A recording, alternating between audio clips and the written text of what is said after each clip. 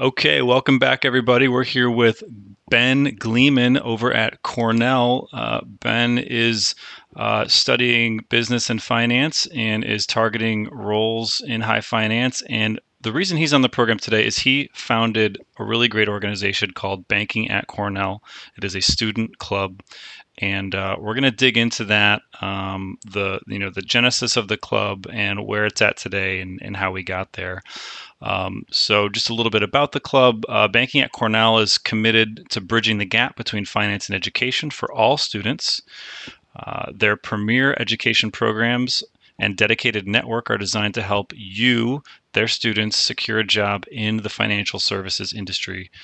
And you can schedule coffee chats, and they have a great number of things that support their club members. Most importantly is their two-tier club membership, which we will get into throughout the discussion. So Ben, welcome to the discussion. Kick it off for us. Tell us a little bit about yourself and how you came up with the concept for the Banking at Cornell organization. Thanks, Ben. Thanks for having me. Currently, I'm a senior at Cornell University studying applied economics and management with a concentration in finance here. I'm from New York City, born and raised, and next year I'll be joining Goldman Sachs in the investment banking department doing the cross markets group. Regarding banking at Cornell, the idea began when I was a freshman at the university. When you come to Cornell, you're bombarded with emails and invites for all these finance clubs on campus. And the process is fairly intense. It's almost like a microcosm of IB recruitment. You have to do coffee chats, you have to go to info sessions, and then you have to do an application process with multiple rounds of interviews. And the first day I arrived to campus, this kid asked me, one of my great friends today, he asked me, "How many coffee chats have you done for the clubs?" And I said, "What's a coffee chat?" And he said he had done 20 already over the summer. So I got kind of stressed out and I got on the horse. There are plenty of clubs on campus and I applied to pretty much all of them. After the process doing coffee chats, info sessions, and lots of interviews, I got rejected from 8 organizations that I applied to. From that process, I realized that I could probably do club recruitment. I could probably make a finance club myself. I have a background in creating an organization called Doorstep Donations, was my entrepreneurial project in high school. And I thought that if my end goal after college and after working in banking is to be an entrepreneur, I should be able to make a successful club on Cornell campus. And I began the idea the second semester of my freshman year, recruiting an executive board of the top students across campus within my year who were in the best clubs. And from there, we were able to recruit an incredible class my sophomore year and continue that to today as a senior. Okay, awesome. Yeah, that's a great story arc there. Let's go further back though in the beginning. I mean, it's definitely one thing to learn that I'm a little behind the curve and I got to do the coffee chats and then I applied to clubs and I didn't get in, to then jump to say I'm going to just build my own. So how did you make that decision? What gave you the confidence that you'd be successful in an endeavor of that nature? The confidence definitely came, and the interest definitely came from my high school experience.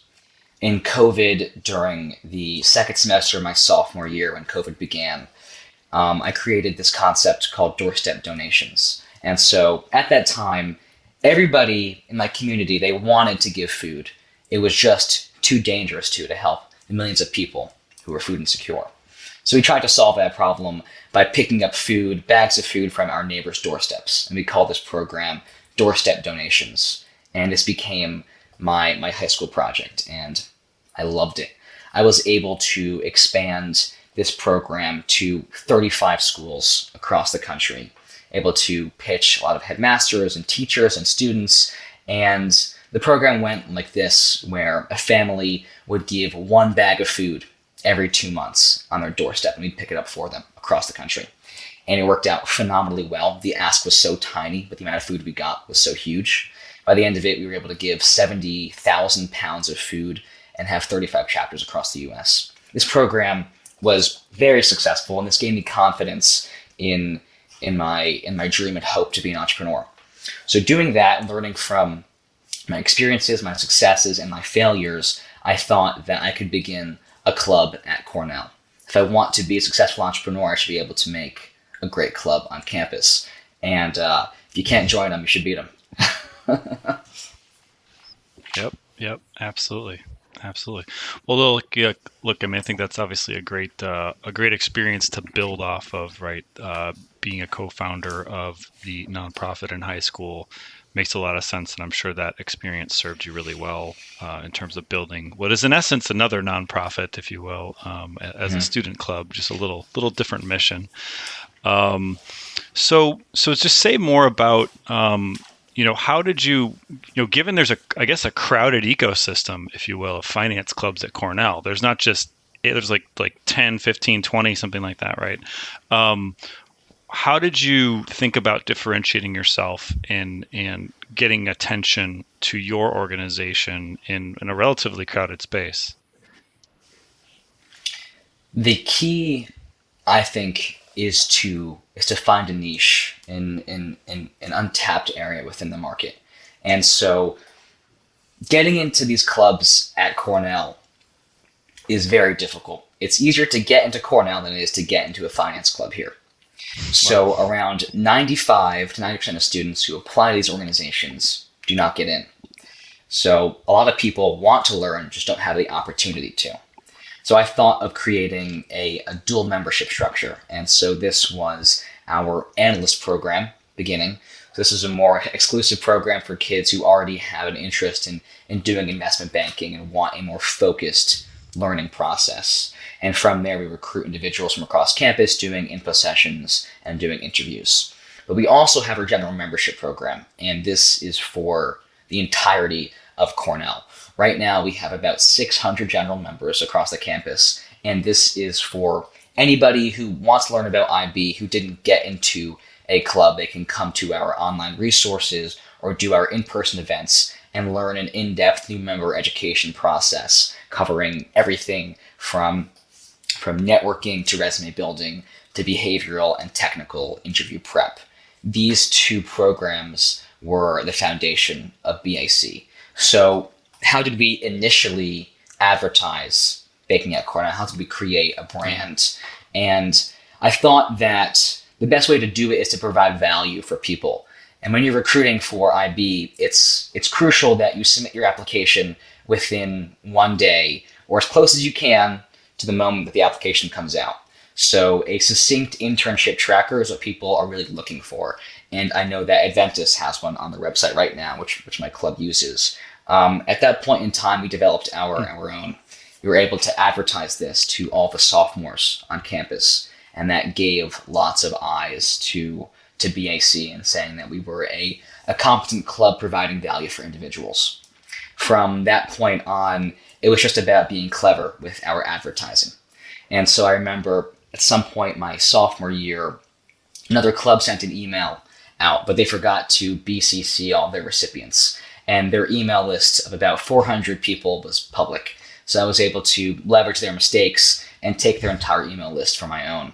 At that point in time, with the advertising in classes, the email list, and the internship tracker, we were able to, in our first season, get 80 to 90 applicants, which was incredible for our first class as a sophomore.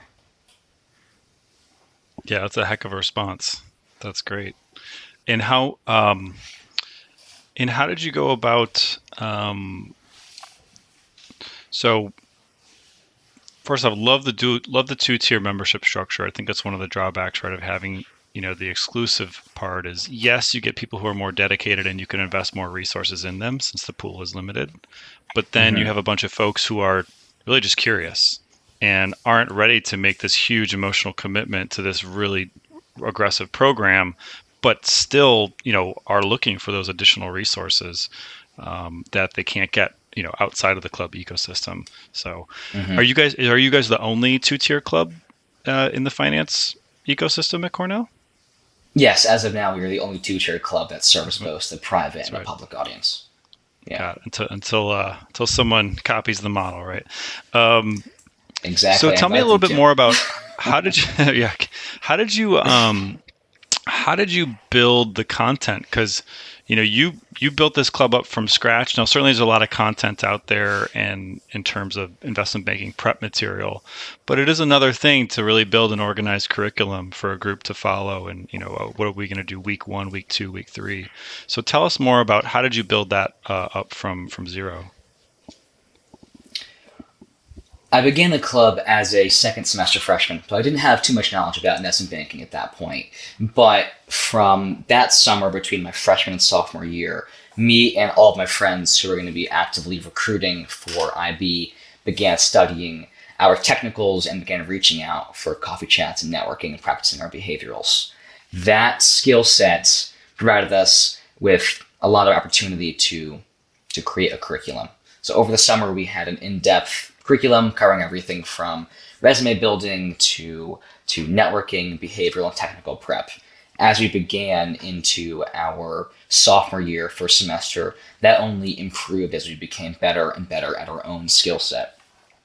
I had previously recruited individuals from the top clubs on campus, and so one of the people was actually a teacher. We call them a new member educator for another organization. And so he became the NME for our organization as well. In addition to all of our materials we had produced over the summer and his previous knowledge, we were able to create a pretty great curriculum, especially for the second semester of our sophomore year, with an organization run by sophomores who were still actively recruiting. And this process only improved our education as we've moved on from our sophomore year. In our junior year, we created a more in-depth process which focused on all of our previous educational intake from actively recruiting. And these are from kids who have already received jobs. Furthermore, we ended up partnering with Adventus. Technical prep it's crucial, right? Getting a job in IB, technical prep is a checkbox, and behaviorals are a make it or break it. If you don't know your text, you're not going to get past round 1 on the interview, unfortunately. The process in our technical prep for our NME is fairly in-depth, but it's theoretical. We chose to partner with Adventus because I did the program when I was a sophomore, I believe, and I reached out to see if we could get some of our individuals to work on it.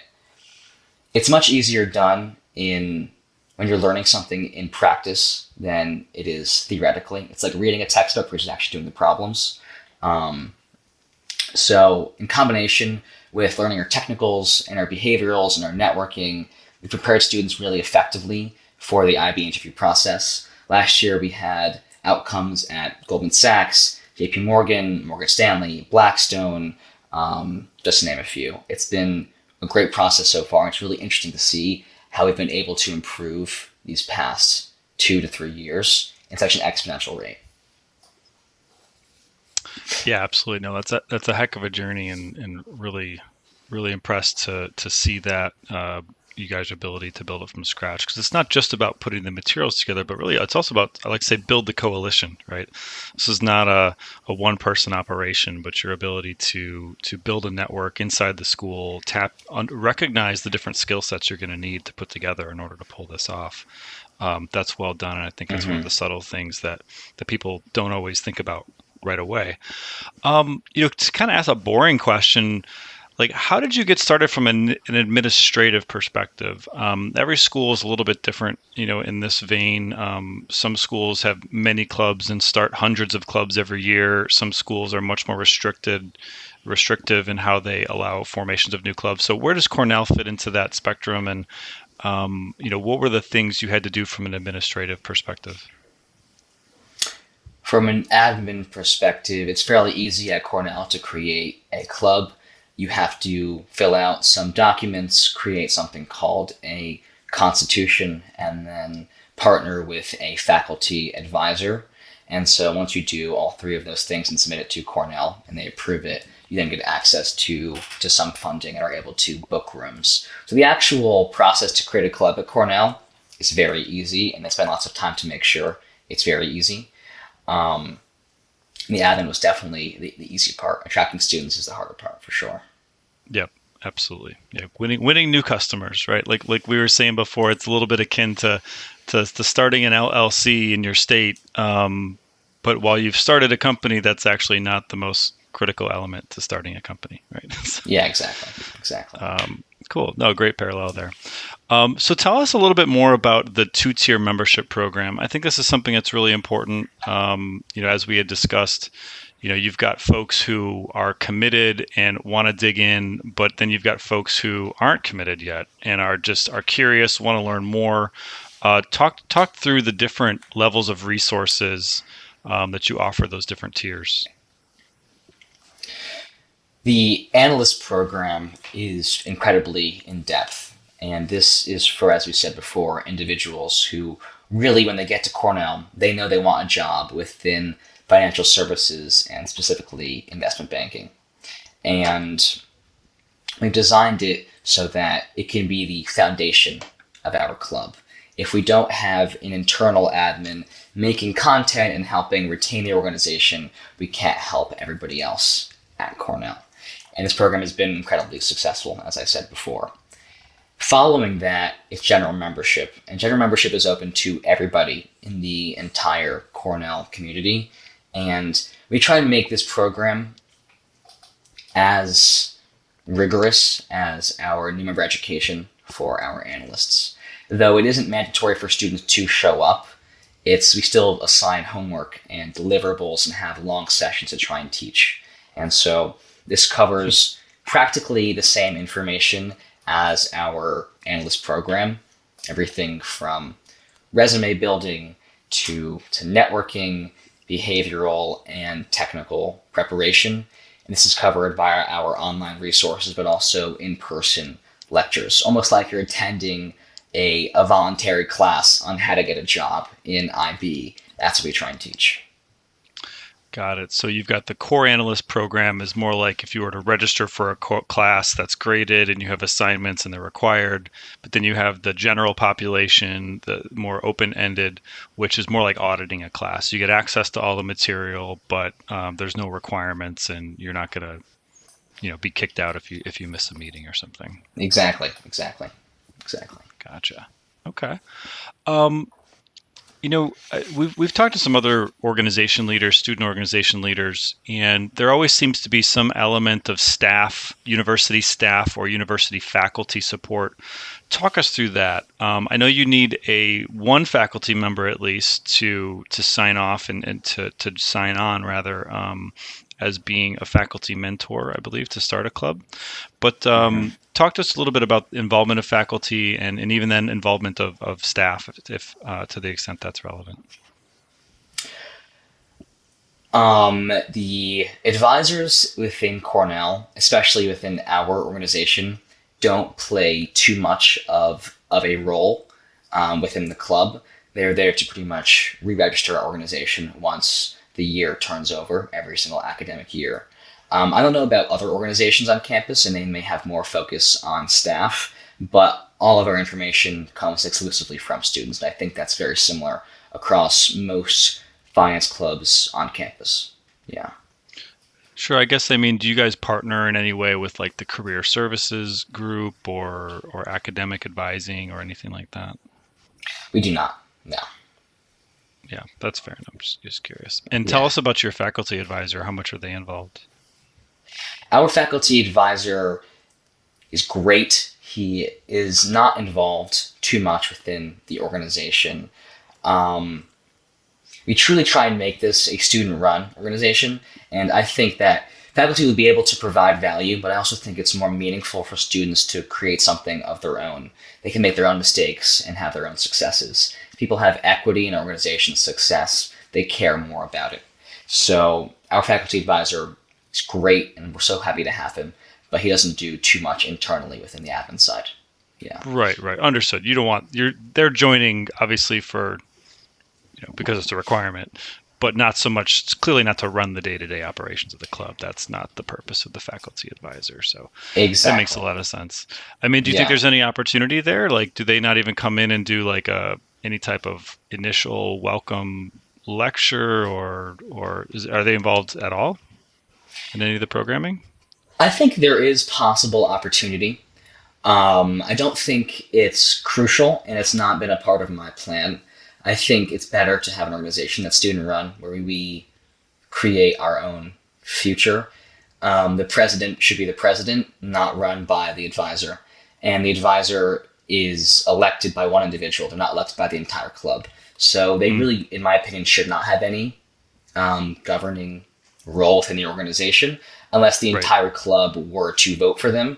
But even then, they wouldn't be really a part of the organization. So as of now, in the future, we probably won't partner with a lot of the faculty Yeah, on I'm campus, sorry. I but don't you mean to never know how that might miscommunicate. change. I don't mean to miscommunicate. I'm not insinuating there should be any sort of governance or leadership role here at all. I'm thinking more. I'm just thinking more along the lines of this is a wise person who has numerous contacts in the industry and advises students on key areas of finance that they might have some knowledge or connections to offer your membership. Oh, yeah, I think that's an incredible growth opportunity. Um, Potentially in the future. Our advisor is not in the finance world, Okay. unfortunately, but I imagine other clubs have other connections. So maybe at some point in the future, but not as of now. Yeah. Yeah, understood. But I hear your message loud and clear, which is, we this is important. It's very important. This remains a student run, run by students for students. Kind of maintain that independence is what I hear you saying is very important. Exactly. Exactly. So, okay. Well, what as you look back and you think through some of the key challenges that you faced, taking this club from non-existent to being a going concern, if you will, and successfully training a number of students. If you were to give advice to another student who's somewhere out there who's maybe running into some of the same frustrations that you did, that either they weren't able to get into a selective club, or maybe there is no selective club at their university, and they want Hmm. to build a program and emulate what you're doing, what advice would you have for them? What are some of the key roadblocks they might face, and how might they deal with those? First thing I would say is mentality. Mentality. Getting into a club, if you're at Cornell specifically, or at a different organization, here it's harder to get in to a club than getting into the school in of itself. Um, Even if you're in an organization like ours or in another club, the club will give you the path, but you still have to walk it. Your future is determined by yourself, not the organization that you're in. I want students to realize that they are amazing with or without an organization. And yes, it can feel kind of bad to not be accepted into into an organization or into a club that can help you. But you got into Cornell, you got into a great school, and your future is up to you. You're the master of your own destiny. I invite you to begin an organization and try. That's all that you can ask for. If you try, you're succeeding. I think that's the way to go. But either way, your future is up to you. Whether you're in a club or you're not, and you want to get a job in investment banking, your future is up to you. No, absolutely, absolutely right. If it's not there and you want to see it, go build it. Right, go make it happen. Exactly. Um, awesome. Okay. Well, no, this was great. I think everyone got to learn a lot about banking at Cornell, and not just the formation of the organization, but some of the key aspects of what makes you guys different and run effectively. And I think before we wrap up here, I think one of the key topics, especially in student-run organizations, is going to be long-term sustainability. So, how are you building in, the ability to retain the institutional knowledge that you guys have created and some of the operating procedures? How are you setting things up for the future in order to sustain that from class after class as you change out with new leadership? Succession is challenging. And at that point, it's a test whether the club can be sustainable in the future.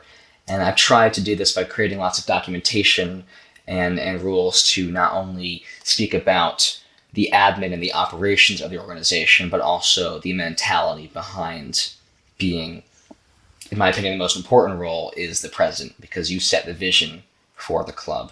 And so right now I have a lot of potential applicants to be the president for the upcoming years. And so I'm speaking to them and trying to teach them the best way to lead the organization. And a lot of these kids have already been on my executive board and they already know my style, and they're willing to adapt and learn and continue the club as it already has been continuing over the past 3-4 years. The club will eventually evolve into what it'll be in 10, 15 years down the line. But I think setting a good foundation of people who understand the culture is crucial. Absolutely, absolutely.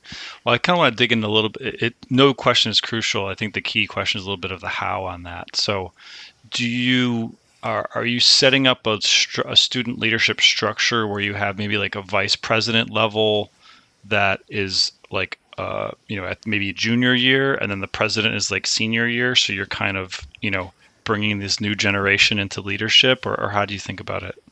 And that's exactly how we run it. So our executive board Okay. consists of everything from our VP of marketing and our VP of recruitment all the way up to our, yes, executive vice president and our internal vice president. And so Okay. these are the second in command of the organization. And they're individuals who are fairly primed to be the president for the next year. And so we try to prepare people who are already in the executive positions to arise and become or get a bigger and bigger role. This is a challenge that I'm actively trying to work on this next year. I think that it's been one of the biggest things on my mind. How do I continue the club and its momentum with somebody else running it? And it's a challenge because I face this too with doorstep donations and passing it on to another person. But I Yeah. think with the right documentation and the right people teaching them along the way for the entirety of the semester and the entirety of the past 3 years, I think you can carry on the culture. But I also invite it to adapt and change to the next generation. It will never be the same as it was these past 3 years. I don't think it should be. I think it should adapt and adjust to someone else's vision. If someone else has a vision, they want to create their own ideas, then they should. BAC is a canvas. And if we're not iterating and improving every single year, then we're bound to fail. So that's the key. To keep iterating and improving, even if it changes, which it should change in the future. Yeah, it's got to evolve, right? Kind of a grow or die, evolve or die. Completely agree. Well, as we wrap up here, I think the last question is like, do you plan on being like an alumni advisor to the club, and certainly not playing a leadership role, but just answering questions or maybe giving an inaugural address, or just some way to kind of help continue that thread of institutional knowledge? I will definitely try and retain a cultural presence within the organization for years to come outside of being at Cornell. I know other clubs show videos of the founder and their ideas of the club to try and Okay. set the culture and the standard. And I plan on doing that. I want to retain the magic of the culture that we've created so far because I think that's our superpower and why we've risen so far is Right. our culture. So if I can retain that in a small sense, I will definitely try. But we'll see how it goes. Yeah, it'll be up to future generations. So there we go. Okay. Exactly. Well, great, Ben. Well, look, I really appreciate your time and discussion. I think this is going to be really valuable to a lot of folks out there who are either current club leaders, aspiring club leaders, current club founders, or aspiring club founders. So, really important discussion. And there's no question there's going to be a lot more finance clubs created, and people will take this your guidance and advice to heart. So, thanks a lot for your time. Thank you, Ben. Have a good day.